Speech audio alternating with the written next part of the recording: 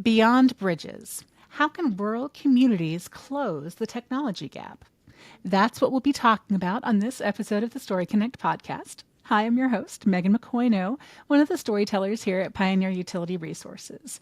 And I am joined by Erma Ratliff, Community Engagement and Events Coordinator at Kanokla in Kansas. Erma, thank you so much for joining us today. Thank you for having me, Megan. I'm excited to be here.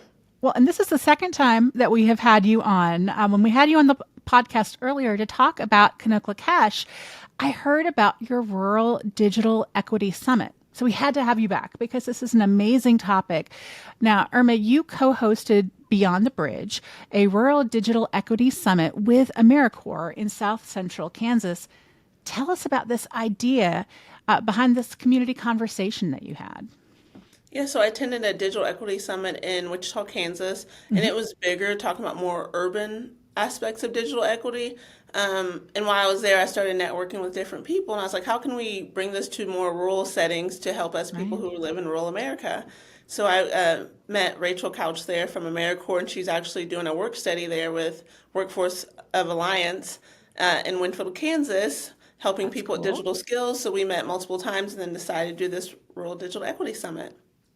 I love it. Now, the event, it was marketed as a way to improve digital skills, secure affordable internet access, which I think we can all agree is important. And it's one of the reasons that y'all are shining right now in Kansas, and to help foster inclusive growth for all. What are the biggest gaps that you've seen keeping people in rural areas from having access to technology? I think one of the biggest gaps is that some of these people that we are serving, they're 1 to 2 miles away from their neighbors. So how do we close that gap of bringing them broadband out to their farms to be able to communicate with the rest of the country?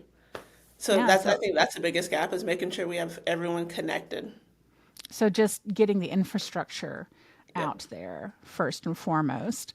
All right. Broadband providers, including telcos and electric co-ops, are working really hard to extend internet access and get that network in place for folks.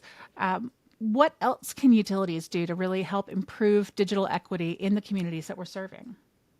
I know some things that we have done here at Kanokla. We have done lunch and learns. We have Okay. also partnered with the local community college to do bits and bytes. We did different tech talks for everyone. Wait. Bits and bytes? Is this with food? Yes, so each Of week course it we had a is. Yes. different bit about technology with different bites of food. And we partnered with the local community college to do that. And it was really just basic classes, like the basics of how to use your Android and iPhones. There's a lot of people who have phones, but they don't know how to use them. So doing that digital literacy education part of that. And we also had cybersecurity awareness. Sure. The instructor actually, he's not from this area, so he didn't know any of the people in the class. So he just picked a random person from the class and was able to tell her, based off her Facebook, like how many kids she had, where she lived, where she went to school, and just all this different information that shouldn't be out there, but she didn't And she realize it. ran But away from the class screaming in I horror. know she was like, anyway, she came back. She was thankful that we Okay, helped her good. set her Facebook to private, but just to give people those tools of how to protect themselves. Yeah, cybersecurity. I know October is Cybersecurity Month, but a lot of utilities are really trying to use safety as one of the values that we provide, helping to watch out for their connections, helping educate them on that, because you're right, people just don't think about it all the time. And that goes for staff too at utilities. A lot of folks are learning that even if you just have your personal page, if you say you work at, let's say, Kanokla, and maybe you post something that other people find offensive, like maybe it's a dead animal that you found when you were working on a fiber install, some of that backlash can come back at the utility. But closing it so that it's not public is such a simple thing to do, but people just don't think about it all the time. So I like that you're working on that education, how to be smart, bits and bytes. It's almost, I mean, is that lunches as well? You said you did luncheons, but it sounds more like snacks. Yeah, so we did some lunch and learns, but then this Bits and Bites was a different type of class that we offered. Yeah, that was usually in the morning time. We did like a little brunch kind of food. So yeah. I like that. So let's get back to the summit because that's something that I haven't heard of a lot of other folks doing. And I think it's a really powerful way that you're helping your community. Speakers at the summit included a local nonprofit founder, a city technology director, and other stakeholders from South Central Kansas and Northern Oklahoma. So you spread across state lines, which I thought was kind of fun. Who were your key audiences for the summit? A lot of our key audience was like different nonprofit organizations. Some of their board members came. We had community members, city government, bankers, school members, just different people who all could help us address the digital divide in our communities. And that's why whenever we had speakers, we brought people from different backgrounds. We had someone from a tribal background, like you said, the city technology director. Now Mm-hmm. there's more people who are in city government, cities who are getting broadband as a utility. So we're starting to see more of that. So it's good to have his perspective since that Yeah. is around our area of how people are tackling the broadband. I love that. How many people attended your summit? And share a little bit about the kind of conversations that you overheard. Okay. We had around 75 people attend the summit, which was great because, again, we're a rural community. We hosted it here at Kanokla at our upstairs downtown event space, which is something new we have in our area. I have read Um, about this. Yes. And with us having this for the first time, it was great. It made people feel uncomfortable sometimes because did different roundtables. Okay, what are you doing to help your community? Okay, well, if you're not doing that, how can you help your community? Yeah. Just brought it back to like how we can all come together and help. Well, what are some of the things that are making people uncomfortable that they still need to address and talk about? I think some of the things are okay, so what are you doing in your community? Well, I'm not doing that. Well, why are you not? Are you having, is it different? Maybe city government not helping you with that? Or is it, I don't know, just different things, I should say. Yeah, well, and maybe folks didn't realize what other areas are doing and felt, I'm picking up maybe they felt kind of not ashamed, but like, oh, we should be doing that. And it may be embarrassed Yeah. that they're not doing more. So getting folks together from all different areas of the community to talk about this. Mhm. You mentioned that one of the biggest challenges is just getting fiber, getting broadband to homes in rural America. And I agree, that's been a challenge that it's been amazing to watch so many people band together Mhm. to help close that gap. But what other gaps did you hear? And what are the solutions that some people are using? I know you mentioned the education Mhm. component, the bits and bytes, and the lunches that your telco is using. But what else? What other problems are there, and solutions are folks finding?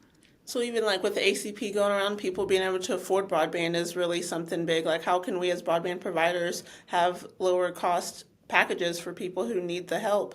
And then Mhm. also with digital devices, how do we educate the people on how to use the digital devices for telehealth, for different meetings, kind of like this podcast? If I didn't know how to sign into my computer, how would I be able to learn how to do that?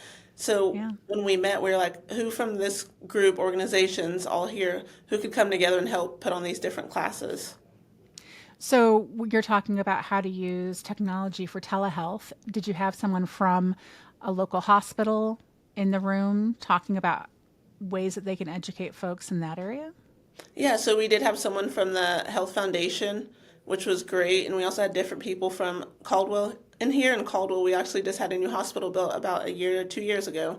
So Very how they are interesting. doing more telehealth with their patients Yeah, yeah. and how to Do, help people with that. So yeah, we can offer it, but if they don't know how to use it, then it's really kind of pointless.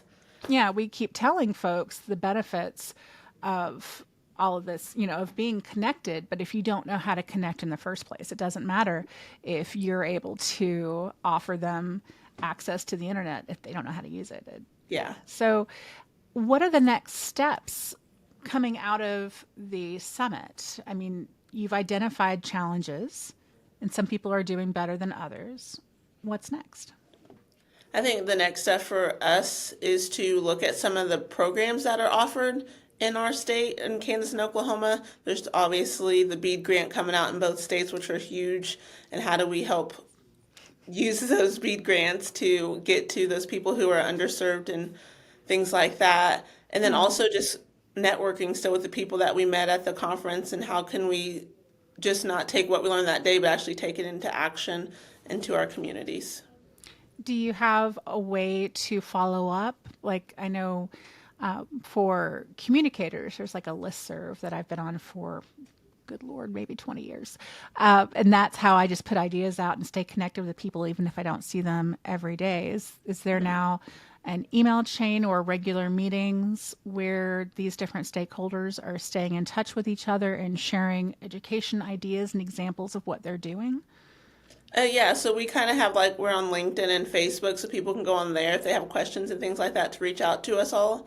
And then Yeah. also we hope to keep continuing this digital equity summit to be other parts of South Central Kansas. So maybe next time it'll be another town like Greensburg, Kansas was had a tornado go through there probably about a while ago, 10, 15 years ago, but how they all went green and how broadband helped them come back.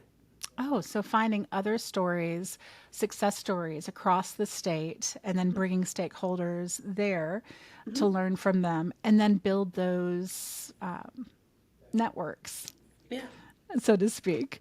I love the different meanings of networks there. Some of these things hit me sometimes, Armin. I get excited. So I love that. And I can't wait to hear about how that grows. If you come up with any educational materials outside of what you're already doing with Bits and Bytes, and we'll include that at pioneer.coop/podcasts to make sure people can see more about the amazing work that y'all are doing to help folks understand technology and how to use it to have a better life. But if you have other examples, especially telehealth, I think would be a really fun one for you to partner with the local health systems about how to use it for telehealth. And I haven't seen someone do that before, so those are some really cool ideas. But please let us know so that we can share those with other folks. I would say this is not the first time that Kanokla has worked to improve digital equity in your community. I was excited. Before we do podcasts, I always tend to do a little bit of research to find out more about the folks coming on in your stories. So, can you tell me a little bit about the technology summer camp for middle schoolers that Kanokla co-hosts with Cowley College? Yeah, about 6 years ago, we started doing tech camps. It's usually about a week long in the summer. Fifth through ninth grade students come. This year we had about 45 to 50 students, which is pretty big. It's grown. This year we actually did different stations. We had a computer design station. We had a learn how to take apart computers and put them back together. We had coding station. We had someone. We actually had an internship program here at Kanokla, and our old intern is now at University of Kansas, and she came down and taught how to do AI with robotics cars and how to Ooh, use drones. And anyways, it's really great yeah. thing to have for kids just to get a little intro into all the different ways technology can help you and different career paths you could take. Ah, that is so exciting.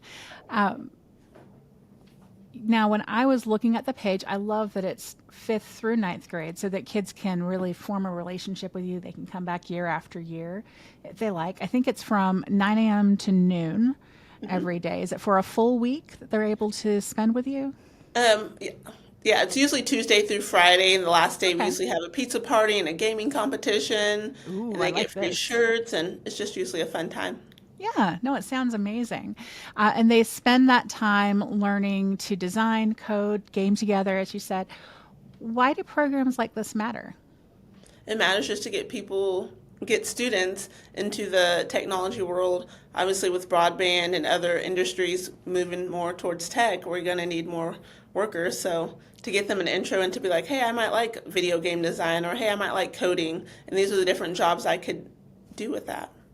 I love that. And also, I think it kind of lets them know that you're on their side as well, which is pretty darn cool, too.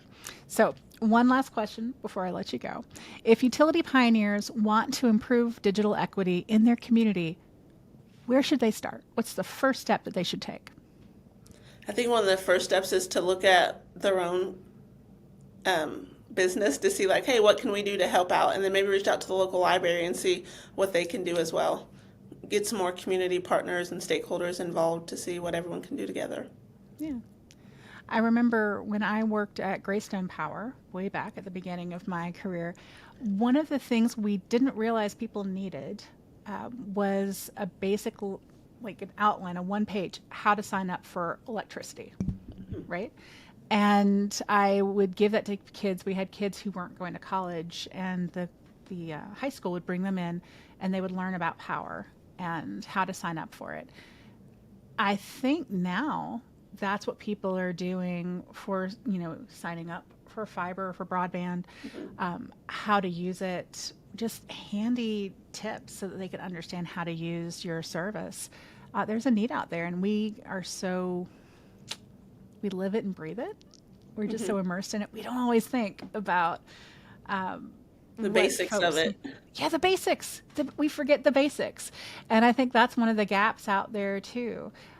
So can't wait to see how you guys continue to close that gap and help your entire community come together to better serve and educate everyone in your community. It is very exciting. Thank you so much for sharing your Thanks for story having with me. Utility Pioneers.